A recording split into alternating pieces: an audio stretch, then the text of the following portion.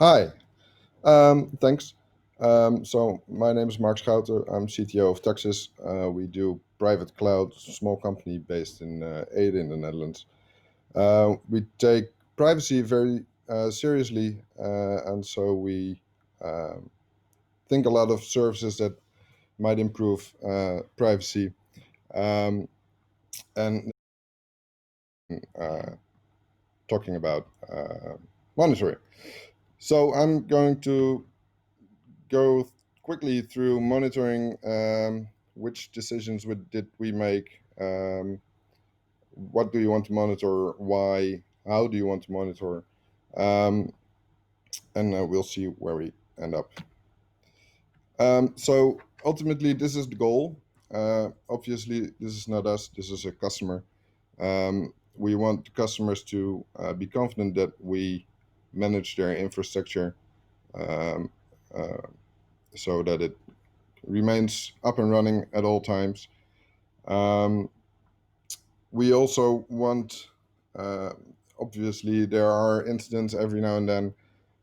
We want to minimize the impact of an incident, which you can arrange by building a clustered setup, um, but also monitoring plays a big role because it makes sure that you prevent an incident from growing bigger than you want. Um, so there are many tools to do monitoring. We've looked at some of these. We currently use Sensu and LibreNMS. LibreNMS is a trend monitoring for us to keep in mind where things are going. We do not use it for notifications or anything. And then you have all these other tools which you can select on how you want to use them. Do you want the clients to push their results to the server, or do you want the server to pull results from the client? Both have their upsides. If you want the server to pull from the client, then you're always sure that the client is actually responding. Because if it doesn't respond, your check fails, and thus you know it's down. If you push from the client to the server, that might take some more time because you don't want um, to alert directly if a client misses a entry point. There might be some incident on the way. Um, so you can choose between those. Then you also have open source and closed source, and obviously free versus paid. And believe it or not, even privacy is important here. We tested net data to see if we could do some more monitoring on the server itself, including graphs and stuff. And we found out that it actually loads stuff from Google, which we don't like, so we skipped that one. So ultimately, we ended up in the late 2018 with Sensu because it does what we wanted to do. We can configure our clients from the server. The client can authenticate against the server and request or knows which subscriptions it needs to get and which checks to run. The client on Sensu then pushes its results to the server, and it has a lot of events on which you can decide what to do. So you decided a tool to use for monitoring. Now it's time to choose what you want to monitor. So what we always monitor is CPU, um, because you want to know if a CPU is overloaded. It, for us, it's not really important if a CPU ever touches 100% incidentally. That's not a really big issue, I think. But if a because multiple checks report that the CPU is very busy, you might want to look into an upgrade or check out who is using so much CPU. We also monitor CPU steal, which is in virtualization when the VM wants to use CPU, but the host isn't able to deliver that CPU.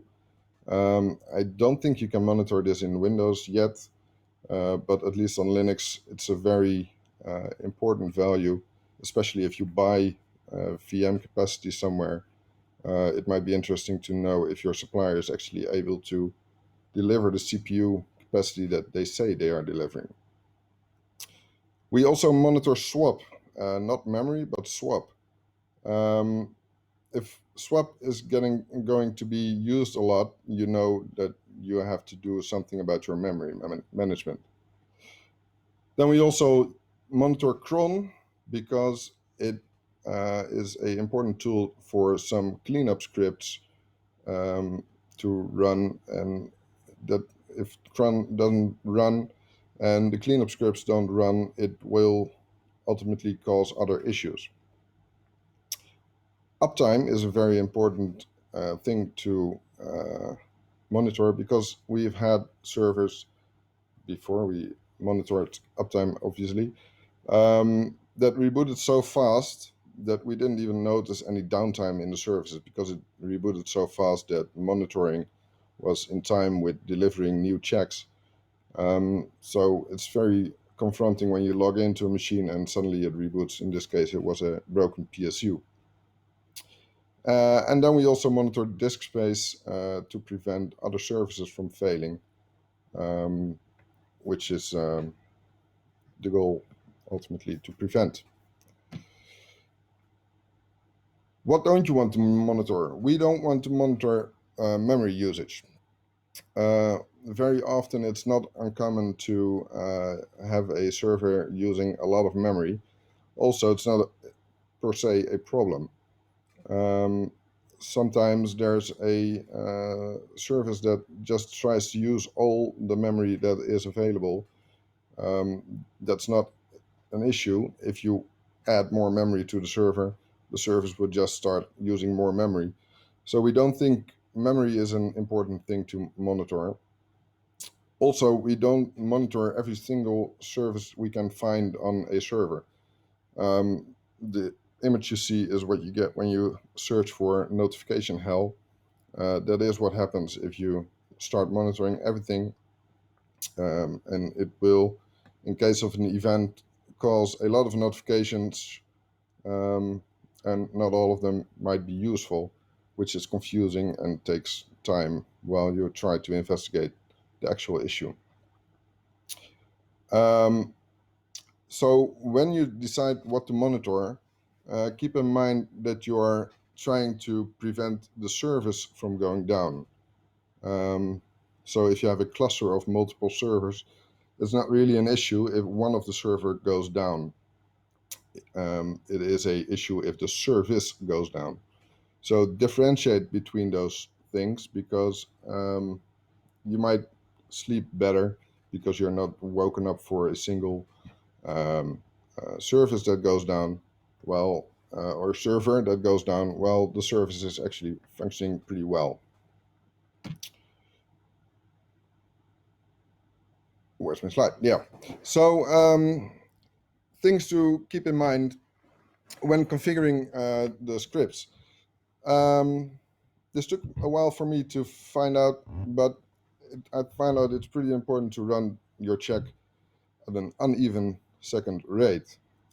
If you start with running your check every 300 seconds and you have a cron script that runs every 5 minutes, you might be notified for CPU because the script that you run every 5 minutes is taking a lot of CPU, and you are just checking the CPU at every instance of that cron script. So try to run it at an uneven number of seconds so you scan through the whole day. Our scripts always stick to the Nagios plugin return codes, which make it easy to take scripts from other places. That's a pretty simple standard. What we do is we don't alert engineers immediately after a single critical error. We wait for 3 non-OK results, and then we start complaining to make sure that someone investigates.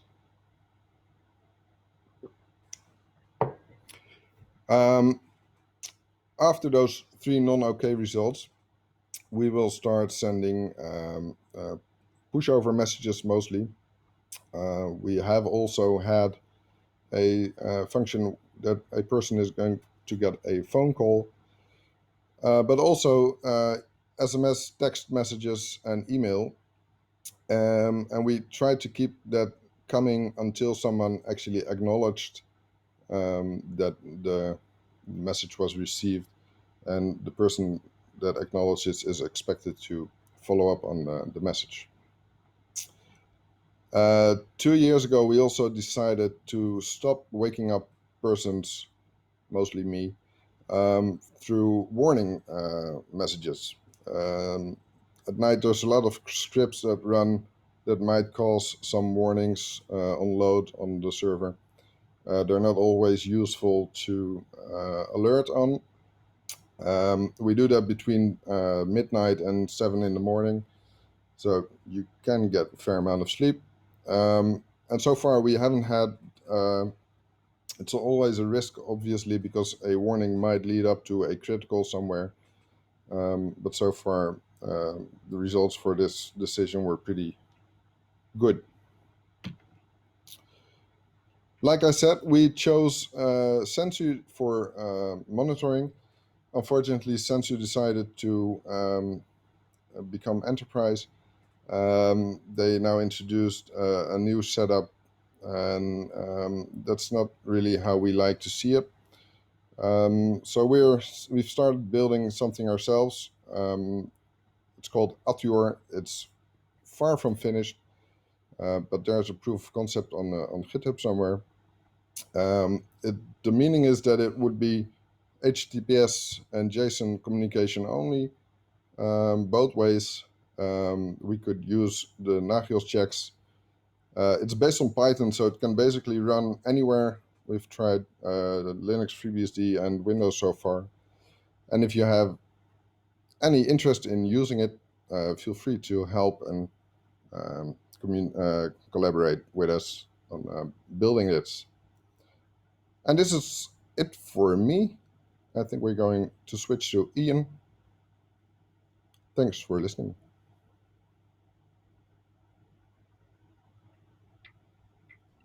Good afternoon. I'm Ian, DevOps engineer at LONAP. I'm here to talk about monitoring today, but let me just introduce LONAP and myself to give you some context of what we're monitoring and what my experience of it is. We're an IXP, a neutral, not-for-profit internet exchange point. We're the second largest in London, and we're founded in 1997. We've got around 220 members, around 350 connected ports. We peak at just over 0.5 terabit per second of traffic, and 80 million packets per second. There are 4 full-time staff, 3 of us who are engineers. We all work remotely from different parts of the country. So we're a small company, but we run a fair-sized network, and we provide a stable, very viable and cheaper alternative to links. Being a different company with completely separate infrastructure, operating out of the same city and many of the same facilities, gives networks good opportunity for choice and resilience. My main responsibilities are servers, automation, monitoring and development. But as is typical in a smaller company, I do get involved in things like the network and the DC work too. Prior to LONAP, I was the platform manager for a hosting company. I'm responsible for their cloud virtual machine platform and amongst other things. And there was a lot of complexity, a lot of moving parts. The company had over 30 staff, more defined departments, quite busy on-call roles. So that really gave me some good insights into monitoring and some of the problems associated with it. So we have 3 types of monitoring in place. We have alerting, metrics, and a weather map. Our alerting system is constantly checking all aspects of our infrastructure and services. It tells us if there's a problem, or hopefully that there isn't any problems. Ideally where the problem is, it interrupts what we're doing and draws our attention to issues. Metrics I'd describe as a wealth of historical data about our infrastructure and its performance. This can be used for reporting, debugging, to see trends, dips, spikes, for capacity planning, and because of its graphical nature, can be used for spotting problems that haven't triggered service alerts. It can alert us to problems elsewhere and provides a good overview of service quality. The weather map provides a really useful high-level view of our peering LAN at a glance, in particularly inter-site links, or ISLs as we call them, connecting each of the devices and how much traffic we're doing between each site or device, which is one of the biggest things we need to keep an eye on and plan for. The rest of this talk will focus on the alerting side. I'm currently working on refreshing that, replacing it. It's very much work in progress. I've not solved all of the problems I'll mention today, and there's still many more things we can add checks for. It's only a few switches, right? We have 10 racks containing 21 production switches for the peering LAN. Then there are lots of ISLs, the links between them. Each rack has an out-of-band management switch linked together to form a separate management LAN. Each rack also has a terminal server, most with out-of-band connections provided by another network. An access point, a pair of PDUs, a number of racks have WDM systems. We run 7 servers as VM hosts distributed around the sites. We currently have around 80 VMs on those hosts.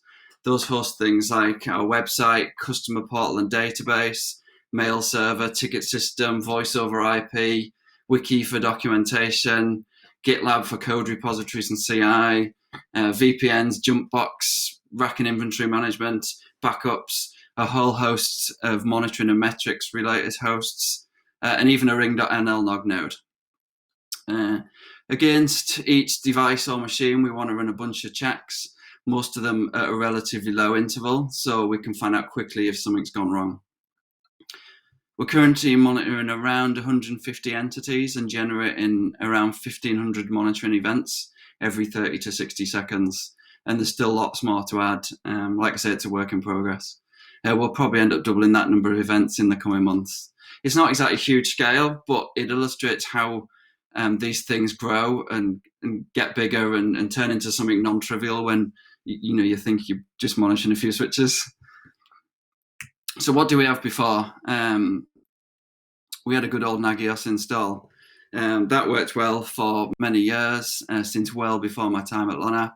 It did the job, but it had grown stale. There was a whole bunch of things that were showing us down all the time.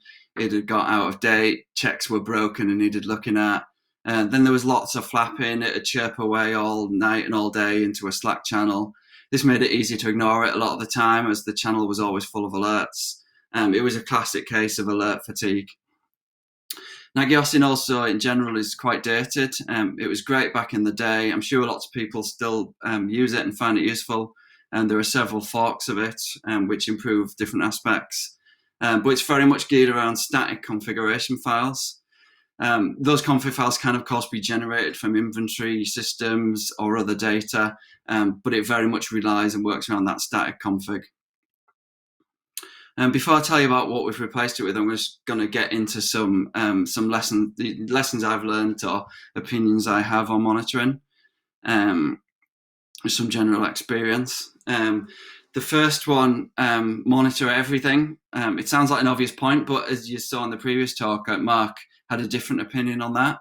But my aim is to monitor as much as possible, to have checks for everything I can think of. Anything you would check up on to see if something isn't working correctly, or is working correctly, hopefully. You want your monitoring system to not only inform you of problems, but to be a single place to look to establish that either everything is definitely functioning correctly, or there's a problem and where that problem is. But alerting is hard. In fact, for me, it's the hardest part of monitoring. You need to be informed of problems so you can respond accordingly, but alert fatigue is a big problem. If you're getting alerts all of the time, then you're quickly going to start ignoring them, or you're going to be spending all of your time fixing problems and not having time to do other parts of your job. Or like Mark says, you're going to get woken up in the night a lot. So there's a couple of things to think about here. Firstly, direct the alerts to the right people, i.e. alerts need to be relevant to the recipient and they need to be able to deal with them. So they either need the knowledge of systems or access to systems. Alerts need correctly prioritizing and classifying. There are some alerts that are really urgent, some alerts that are semi-urgent, some things which are just warnings and you need to know about them, but they're not particularly urgent. Let me give you some examples from our use case. If one of our production peering switches are down, then we need to know right now. Every minute matters. I want my phone ringing, someone banging on the door, alarms going off, wake me up in the night. We need to drop everything and we need to deal with it now. If our website, portal, phone system, email, or one or two root servers is down, then that's relatively urgent, especially as those are public-facing systems. We want to stop and fix them as soon as possible, but it's not affecting our core service, which is that peering LAN. If one of our ISLs goes down or one of multiple name servers stops responding, then we want to know so we can investigate and fix it, but it's not an outage, it's not service affecting. The network is designed to be redundant and for that not to be a problem. So we don't need to be interrupted if we're in the middle of something. We just need to know about it so we can sort it out or investigate. If a disk is getting a bit full or an SSL certificate is due to expire in the next 14 days, then again, we need to know, but it's something we can look at as and when, not something that we need to be disturbed about anyway.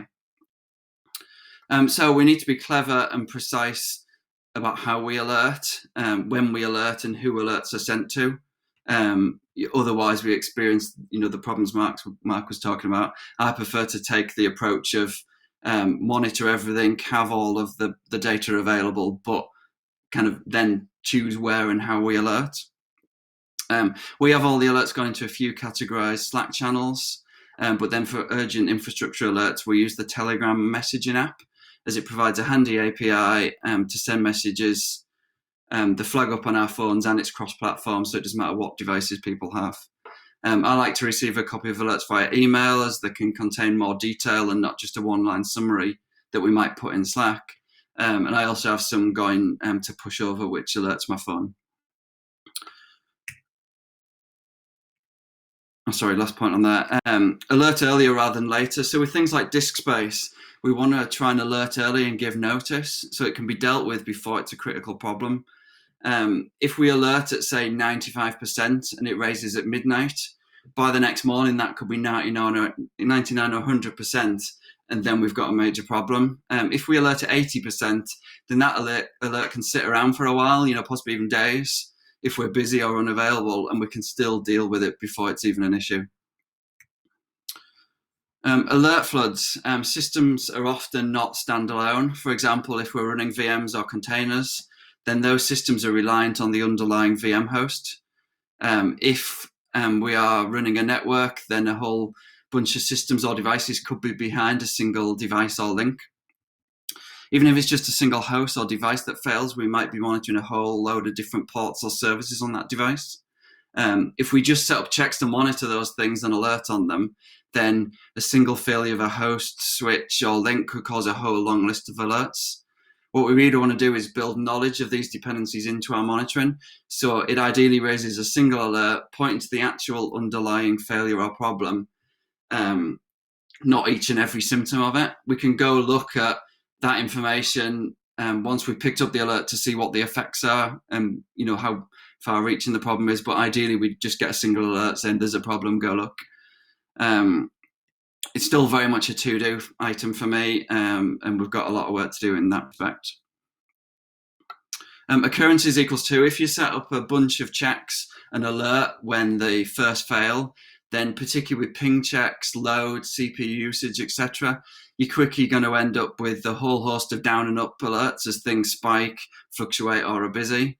In my experience, only alerting on the second consecutive occurrence of a problem is an almost magic fix to this. If you performing a check every, say, 30 seconds or a minute, then for it to happen twice in a row, over a minute or two, is a real problem. If it fails once and then it passes again, it's more of a monitoring anomaly or a quick spike that you're not particularly concerned about. Obviously, you could take this further and start an alert only on a high number of occurrences, juggling the frequency of the check and how quickly you need to know about a problem. But general, I find occurrences equals 2 work surprisingly well. On a related note, in some circumstances, you may want to take into account events that happen faster than that interval times number of occurrences. I do that with BGP sessions. If a session flaps, I still want to know about it. So I monitor the session uptime as well as the actual up-down status. And quite often we'll get an alert to say, a session's only been up a few seconds, but we didn't actually see it go down because it happened in that interval. Similarly, with an uptime on Linux boxes, I want an alert if it was rebooted, even if it came back quick enough that service alerts weren't triggered. Flapping is when a check repeatedly alerts and clears, either because something is going up and down or something is on the verge and just keeps going over and under the threshold. Obviously, we see this quite a lot with fiber. If we have fiber links, if a problem develops, we can kind of see it going up and down and up and down. What we don't want is a whole long list of alerts for the same thing. Some monitoring has flap detection, so it will alert a few times, detect it's flapping, and then not send you an alert again until things settle down. Monitoring load, the purpose of monitoring is to reveal problems, but care needs to be taken that it doesn't cause problems. Monitoring checks can add extra load to devices, particularly those checks against a device with a slow control plane. For example, we need to probe our collector, which is a Cisco router, to obtain the state of several hundred sessions as often as possible.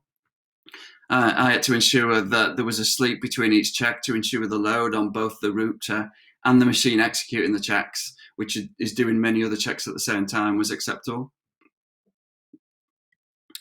Be proactive. A monitoring system needs regular upkeep, otherwise it gets stale.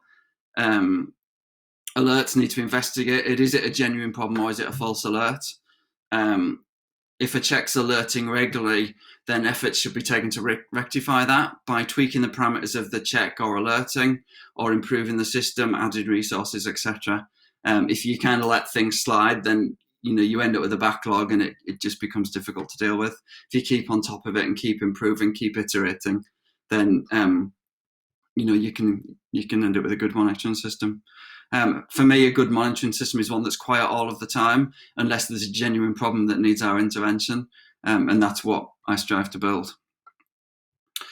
So looking at what we replaced the old Nagios install with, like Mark mentioned again, we use Sensu. It was originally a Ruby application. In recent years, it was rewritten in Go for better performance and easier distribution. An open source core is available for those willing to package it themselves, but the company behind Sensu provides commercial packages which add enterprise features. They're free for up to 100 entities. After that, the user either needs to switch to the open source version and lose the extra features, or start paying for a license to be able to add more entities. Sensu is a bit different from Nagios in that two things: it's distributed and it's API driven. Distributed with Nagios, checks are mainly executed on the box running Nagios. With Sensu, every machine in your infrastructure runs an agent, kind of similar to the NRPE daemon in Nagios, if people are familiar with that. The agent subscribes to certain subscriptions depending on the role of the host. The backend or cluster of backends doesn't actually perform any checks. It just schedules checks for agents to perform, communicates with them over a message bus, and handles the result coming back in the form of events. And it's API driven, so rather than defining everything in static configuration files, everything is defined using API calls, which makes it easily automatable and dynamic. Because of this dynamic nature, monitoring can be built into a configuration management system. So when a new host is provisioned, the Sensu agent is installed, configured as part of the deployment by SaltStack in our case. Once we've set up checks for a particular role, more hosts can be brought online, and when the Sensu agent connects, they'll automatically be monitored without touching any kind of monitoring configuration. So if I just bring a new web server online, then whatever checks are relevant to a web server are automatically going to happen, or a Linux host, of course. Then for hardware devices like switches, routers, terminal servers, PDUs, etc., which don't run the Sensu agent directly, I've written scripts to query Netbox where we keep an inventory of those devices and generate data to create entities that feed into the Sensu API. So let me just talk you through some of the terminology, which will give you an idea how Sensu works. So we have entities. An entity is anything being monitored, and there are two types of them. Agent entities are hosts running the Sensu agent. An agent has a list of subscriptions which determines which checks are scheduled for it to execute. And a proxy entity. So Sensu allows monitoring of other things which can't run an agent, like a device or a virtual thing like a website, a URL. Checks can be executed on an agent but attributed to a proxy entity instead of the entity actually running the check, making it appear as if the proxy entity was executing the check. And then for each check, there's a certain flow that happens. So checks are commands which are executed on an agent. The commands are compatible with Nagios, i.e. the return 0 for OK, 1 for warning, 2 for critical, etc. Checks have an interval, a list of subscriptions, and a list of handlers. The check will be executed on the agents which have a matching subscription and passed to each handler, which will process the check result. Checks can also return metrics, so they can cut out the need for running separate processes like collect D or telegraph. Hooks are commands which will be executed on a particular check result. They can be used for further diagnostics or to even attempt resolution. So, for example, if a disk space check returns warning or critical, a hook could be added to run df-h to provide more context to an alert. Or if a process check returned critical because, say, engine X wasn't running, a hook could attempt to restart it automatically. Effectively try and clear its own alerts. Events, when a check's executed, an event is created with the results. These events are handled by one or more handlers as defined by the check. Filters are defined by a handler to filter which events are actually dealt with.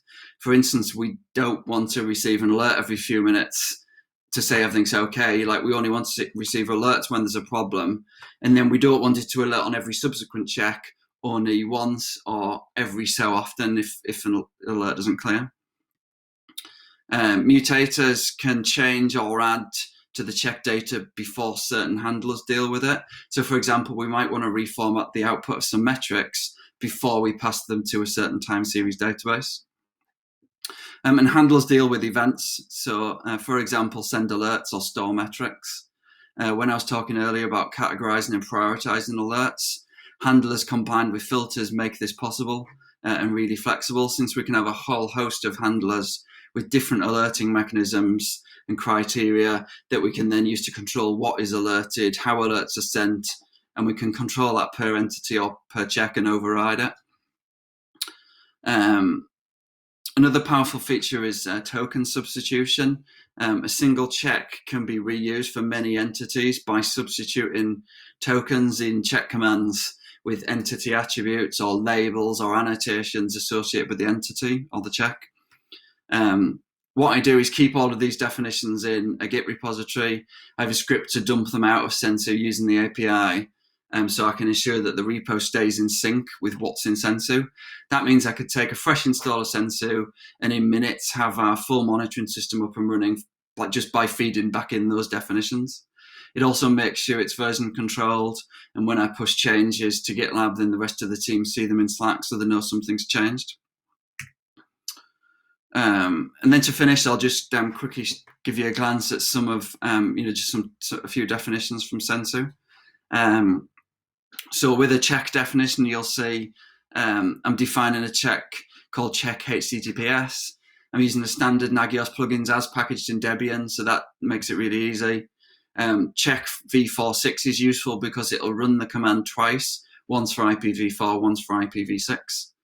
You can see I'm listing the handlers, which will send the alert. So you'll see it's going to Slack after 2 alerts. It's going to push over. It's going to my email. Those are the handlers I've defined for that check. And it's going to run every 60 seconds, and it will round robin between all hosts which are subscribed to the Sensu proxy role, which are some hosts that I have dedicated to running proxy checks. It'll run on all hosts with the HTTPS label defined, or all entities, should I say, and set to yes, which is populated by salt when a web server is deployed. Looking at a handler, the Slack twice handler sends an alert to Slack after the second occurrence of a failure, and you can see the filter there only after 2 events that makes that happen. So you'll see that we will only send a Slack notification if it's an incident, i.e. it's not an OK result. If that check or host isn't silenced and after 2 events. What I can also do is that you can't see in here is I can override, say that things like the Slack channel, I can override that per check and per entity, so I can control where things alert to. So, for example, for dev boxes, I have those alerts go to an alerts low channel that can largely be ignored, and not everyone is a member of. And taking a look at the filter, so you can see the expression there that means it only alerts on check occurrences equals 2, which is what I mentioned earlier, or if it's a resolution alert and 2 occurrences of the problem occurred, so therefore an alert was sent. So I can control that with filters. So in summary, there's quite a lot of work and thought goes into a good monitoring system. In reality, I don't think it will ever be perfect, but it's just a constant loop of iteration and tweaks and improvements. Thank you. And thank you too, Ian, for your presentation. Ian, it would be a good idea if you could fetch some earbuds somewhere, because otherwise you won't be able to hear the questions without them echoing back into your microphone. So maybe if you have earbuds, then please go and fetch them. Meanwhile, Mark, we have had a couple of interesting questions, and one of them is if you have any experience with using streaming telemetry, because I think that many network vendors in particular are trying to push us towards using streaming telemetry in our monitoring systems. But I have not seen any implementations of streaming telemetry yet, but it seems very promising. But do you guys know of anyone actually using it? First, maybe Mark? Nope. No. Ian? No, I mean, it's very much something we've talked about. It's definitely on our to-do list to look into, but we kind of wanted to replace some of these old systems and get something basic in place before we went to the next level and started that. So it's definitely something we mentioned, but no, not currently. Understood. I did also get a question about using scripts to auto-solve problems that occur. And you did touch on that, Ian, with the hooks that you mentioned. Can you guys discuss the ups and downs of having scripts that will automatically solve problems that occur in monitoring? Because I can imagine that it's not always a good idea to have a script automatically fix something that pops up in monitoring. I see you have ideas about that, Ian. Yeah, I mean, again, this is something that it can do, and we might do in the future. We don't actually do it at the moment. And yeah, it can be a mixed bag. If it's something simple like, the example I used, like Nginx, is the processor's gone and it's not responding anymore, then we can try and restart it. But as things get more complicated, then you can end up, trying to run scripts to fix things.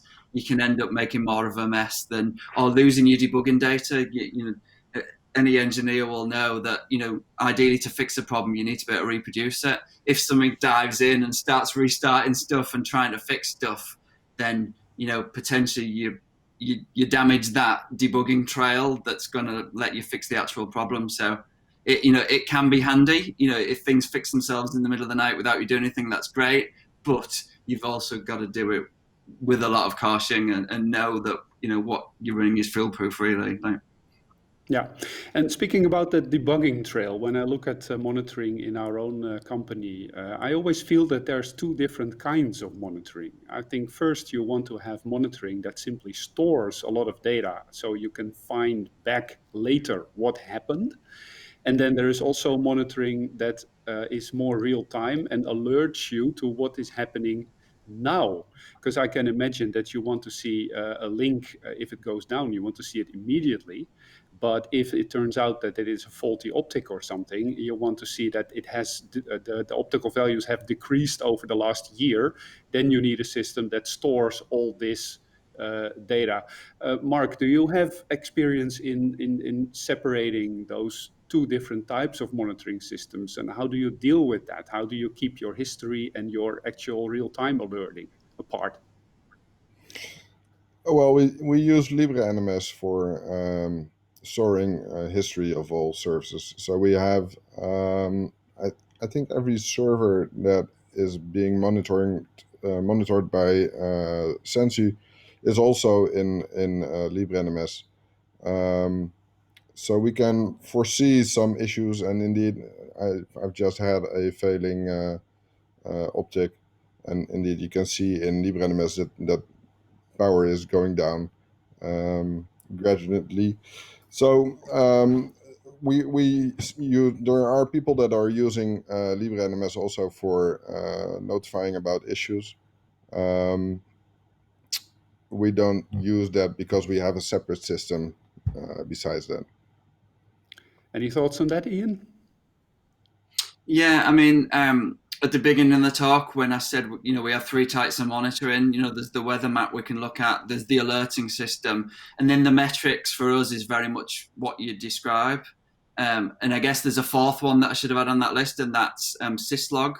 So for history, all devices report to some central syslog servers, and we have all of the metrics. So we store in graphite, all optical levels, anything like that. So we could, all temperatures, that kind of thing. So we can very easily go back, years if we need to, and see a graph of, this link that's suddenly dropping out all the time. Has it declined over time? Has it just got worse? Has it always been like that? But it just hasn't quite hit the threshold of dropping out. Obviously has some fiber being squished somewhere. So yeah, we do that. Sounds perfect. I have one final question for you guys before we go into the break, and that is, of course, the obvious one. How do you monitor your monitoring? I forgot to mention it. So we have a separate machine in another data center in another network that is pulling data from the main monitoring server. And you, Ian? Yeah, very similar again. We actually have 4 Sensu instances. One is monitoring all of our devices. One is monitoring all the servers. And then we have 2 outside of our network on some of our members' networks. One that's in London and very close to us, and one that's a bit further out in another country. So we can monitor, our externally facing things from outside our network and get alerts that way. And of course, you have the NLNOG ring as well, of course. That will also help tremendously. Yeah. Thank you guys very much, both of you, for presenting your monitoring setups. And I think people will have been able to take 1 or 2 things away from this. So thank you very much, and hope to see you again soon.